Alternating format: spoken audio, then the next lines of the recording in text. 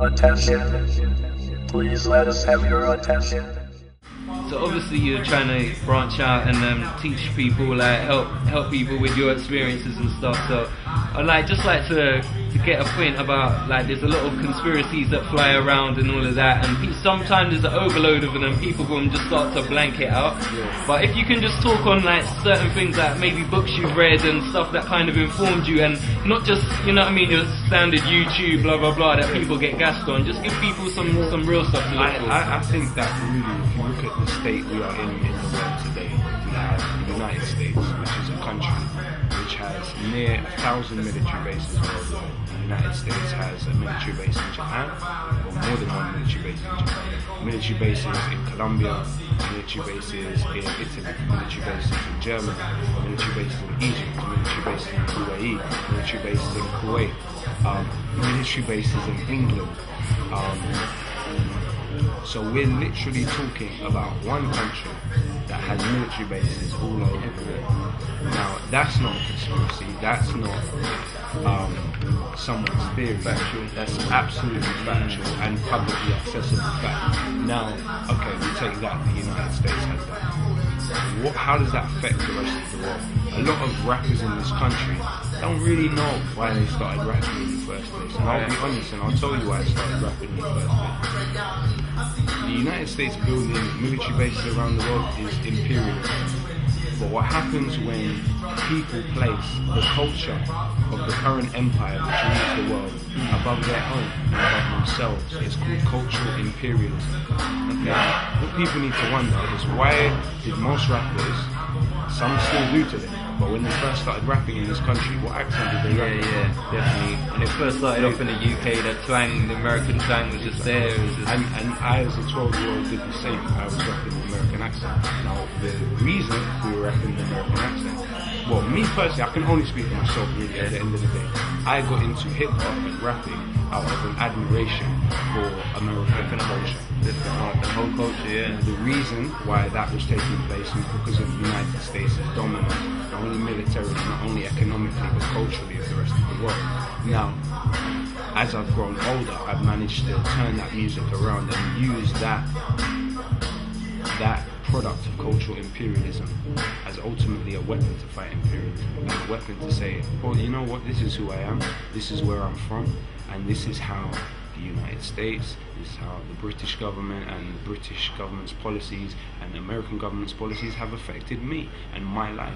And I am very much myself a product of cultural imperialism, as all of us are in some ways, in one way or another.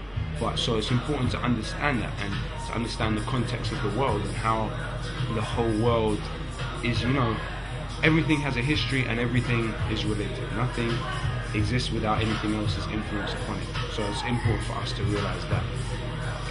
So yeah, I mean, there's plenty of books out there for you to read, factual books about world history and about the way the world is and why the Middle East is in the state it is, and why the Middle East, the country which, if you're talking about the Bible, everything you read in the Bible is based on the Middle East. Noah's Ark is in Iraq. We're talking about Jesus being born in Palestine. So the Middle East is not this homogeneous area full of men that treat their women badly and kill each other over nothing. It's got rich history, culture, and civilizations which go back a lot further than European civilizations. So it's important for us to understand that it's not just as simple as that. And so yeah, that's what I would say to people. I would say don't buy too readily and too quickly into certain conspiracy theories that people peddle, because I'll tell you this, a lot of these conspiracy theories are there to basically distract people from a simple reality and the simple facts. And the facts are interesting and strange enough. They often say the fact is stranger than fiction. And I definitely feel that we live in a world today which is like that. Definitely. Well, yeah, it feels like you might not like this comparison, bro. As obviously he's a boxer, but it feels kind of like you're Pacquiao right now, one of the greats in the UK game. But it feels like we're losing you to politics. You know what I'm saying? You're going to.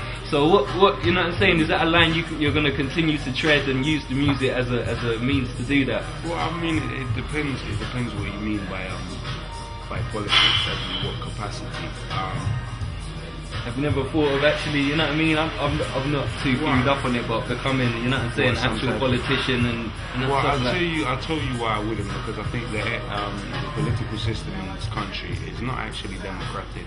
Apart from, you know, we have members of parliament who we elect, but we also have something called the House of Lords.